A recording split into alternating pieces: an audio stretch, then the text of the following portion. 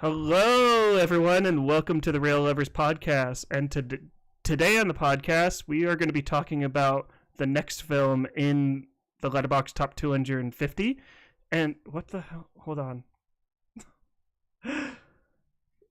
It's fucking. Sorry. I'm going to start that again. Hold on. I don't know why.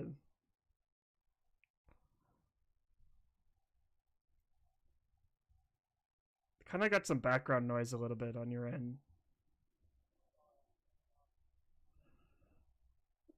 Okay. Okay. I've muted it though. I apologize. Okay. All right. No, it's cool. It's cool. Okay. I'm going to count us down again. 3. It threw me off because okay. 3, 2, 1.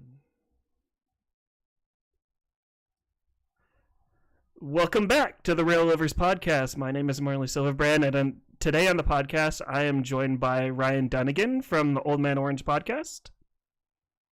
Good to be here. Thanks for having me again, man.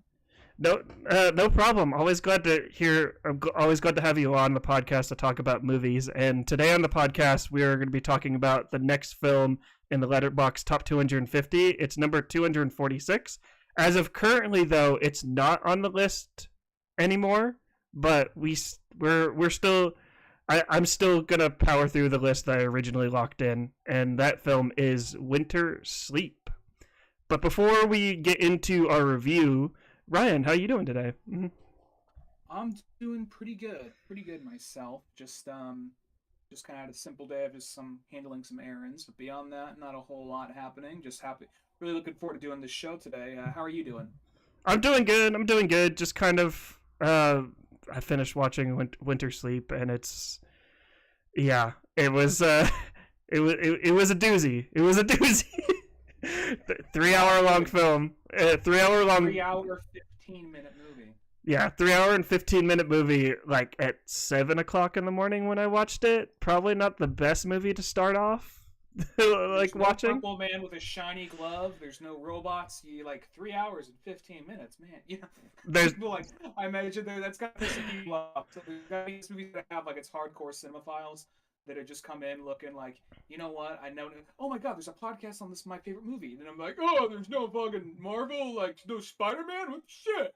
There's no Ghostface mask. There's no Ghostface stabbing people in the chest in this movie. Well. Maybe that's the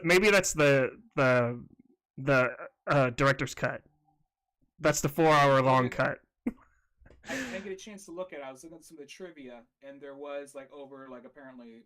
I mean, who knows? Anybody could put this stuff in the IMDb trivia, but there's 20 hours worth of footage, and the original cut was 4 hours and 30 minutes, and he apparently had to work really hard to trim it down to 3 hours and 15 minutes. So who knows what else he had planned? But at the same time, though, don't take it as me being like, oh yeah, I needed to be superhero stuff to catch my attention. It was just more of I feel like usually if it is a 3-hour movie, it's something it's usually a war movie or a big sci-fi film or something like that. At least this day and age, where back in the day you'd have old epics that were really long or whatever, you know? Right. But I don't know about you, Ryan, but Winter Sleep was not the only movie that I watched this week. So this is kind of my horrible segue to get into what else have we been watching this week. So Ryan, what else have you been watching? Well, there hasn't been a whole lot of time between this episode and the last episode we did, which was on Samurai Rebellion. So I actually I've not had a chance to watch a whole lot. My wife and I binged the last bit of You season 4. And yeah, so binge through that, and that was kind of what it is. I'll be 100% honest. It's not really the first season was the show that she said, I think you'll like it if you give it a chance. I'm like, if you say so. Then I watched it. Oh, this is actually really good. And then every season from there got campier and more soap opera-y and all this as it went on until it's just they're looking at different thrillers and different things of its nature. What can we pull from those? Just kind of throwing it in this. When you get to the end, ah, okay, all right, whatever. I'd be lying if I said I saw it coming, but at the same time, like, okay. Right. I haven't seen a single episode of that, but everyone's talking about that like on my timeline. Like the last season. It's the last season, right? Of season 4. I mean, it ends in such a way where I feel like there could be another one, but also has a little bit of a tone and vibe. Like, well, where do you go from here? And at the same time, like, do you know the concept of the show? Uh I know a vague concept. I don't know how much we can say about the show without it being spoilers.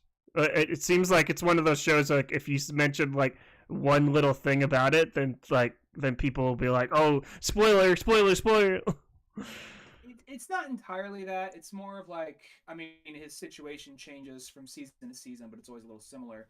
The first season, which is the best one, it's basically just the view of like a creeper. It's all narrated from his perspective, and you just kind of see everything through his perspective, and it tries to make you empathize with this guy who's very like, who's not really a good person, but he's like, but he's also, a lot of the people around him are kind of shitty, so it almost kind of makes him more bearable in that way. And every so often it was a nice thing here and there, so it's kind of like you're kind of like sort of on the fence with him, even though deep down he's probably not the best person. And it just kind of like